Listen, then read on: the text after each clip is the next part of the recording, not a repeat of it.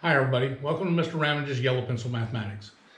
Now today we're going to talk about proportions. Proportions are, well, they're equal fractions, but they're really useful to solve a lot of math problems. We have to know how to deal with them. So we can create equal fractions using multiplication or division as long as we use the rule. This is very important. Whatever we do to the numerator, we must do equally to the denominator. And whatever we do to the denominator, we must do equally to the numerator. And that maintains our equal fractions. So now let's look at 1/2. 1/2. 1/2, if we multiply both the numerator and the denominator by 2, it gives us 2/4. So those are equal fractions. So we can use that knowledge because with a proportion, there's always something missing in our problem. We have to set the fractions up as being equals. Equal means proportion. Proportion means equal. So with 3/4, I know that I've got 8 over here as a denominator. Well, I don't know what to do to 3 unless I look at the 4, because I do know that how do I get from 4 to 8? Well, going that direction, I have to use multiplication. 4 times blank equals 8. Oh yeah, that's 2. Yeah, 2. But my rule, whatever I do to the bottom, I have to do the top. So I'm going to do a little times 2 on top, times 2. 3 times 2 is 6. So R has to equal 6. Okay, let's look at 3/4. Now, this time the bottom's missing. This denominator's missing right here.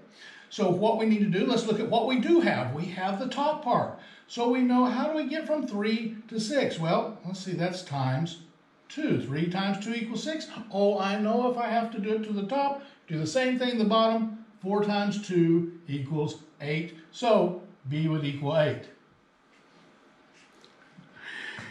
Oh, this is too much fun. Okay, now let's look up here. Now, if the number we're missing is on the left side of the proportion, it makes it a little bit more difficult. Now, I know that going to the right, I'm multiplying. Well, then coming back, I would have to be dividing. So let's go backwards. We need to go from 8 back to 4. Well, how do I do that with division? 8 divided by blank equals 4.